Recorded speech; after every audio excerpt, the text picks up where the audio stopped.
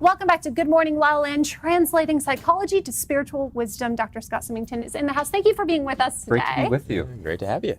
You brought your book, Freedom from Anxious Thoughts and Feelings. Obviously, it says it all on the cover, That's right. That's the whole book right there. So what are the secrets to this freedom? Well, it features a method called the two-screen method, which is a user-friendly application of mindfulness. And I'm more than happy to describe that. Yeah. Love to hear it. Okay. Yeah. Okay. You just have to be careful because you wind me up and then I go. So feel free to rein me in if I get too excited about it.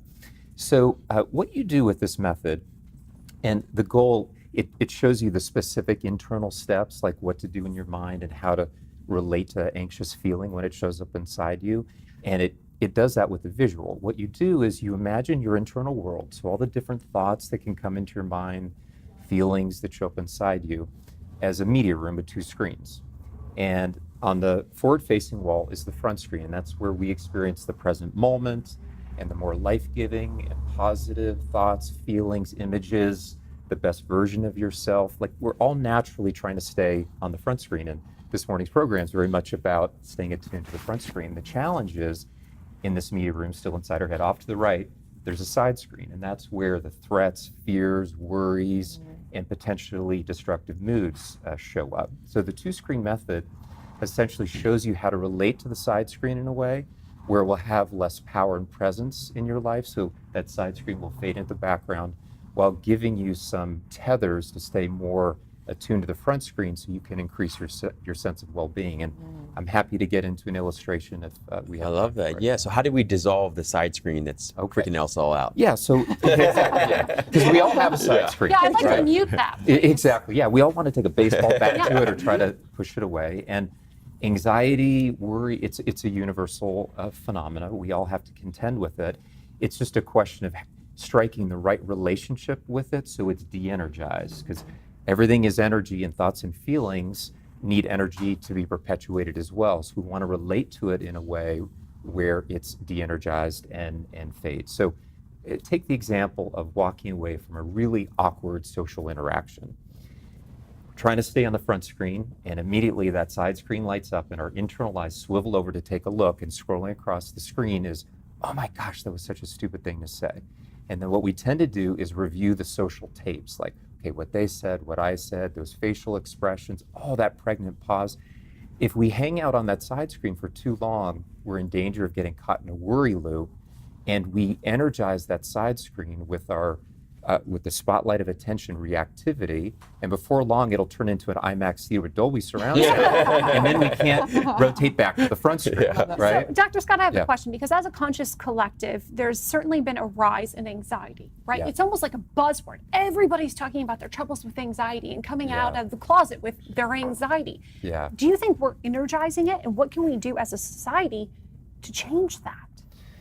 Yeah, so there are external things that we can do, and then internal things. In terms of the internal piece, so with the two-screen method, when we find ourselves engaged in worry and anxiety, the first step is practicing something called accept and redirect, where you gently redirect your attention to the front screen and for the moment, let's just say that's the present moment, while allowing this anxious tape to play in our peripheral vision. That doesn't mean that we like it, but we're aware that the spotlight of attention energizes it, so we're careful. We choose life with our attention. You give such a great, you break it down so well. You call it non-evaluation as just a spiritual practice, non-evaluate. If you don't evaluate something, just observe it, and it doesn't energize, but you really break it down so people can understand that. That's amazing. Yeah, just a visual guide, because we're all alone on the inside, right? Nobody's in there saying, hey, go left, go right, when we feel anxious or worried. We're not quite sure what to do, and there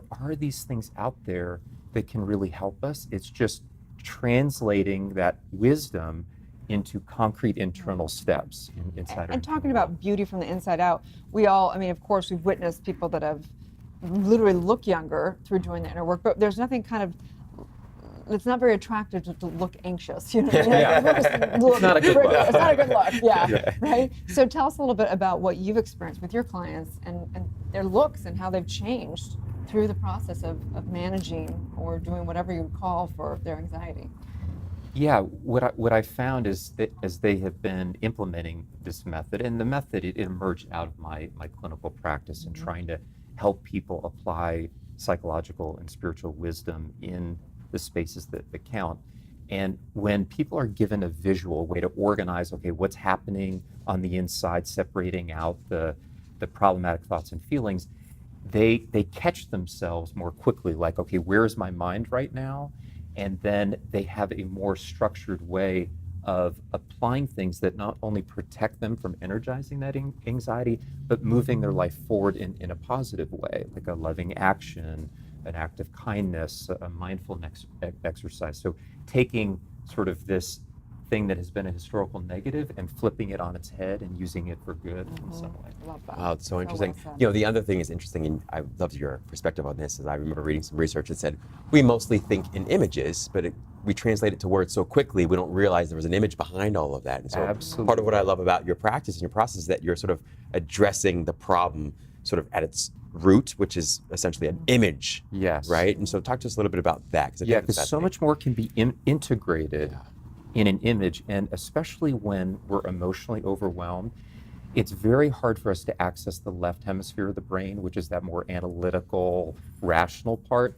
But we do have more access to the right hemisphere, which is where we have visual images. So we can bring an image to mind, and in a way it becomes like a graphical user interface where there's all this code behind it, but we just have an image to help guide us. Oh, fantastic. So I just nice. love that. So tell people how they can work with you one-on-one or get your book or all the different ways they can work with you. Yeah, so my website is drsymington.com, and my book is Amazon and everywhere else, I guess, where books are sold.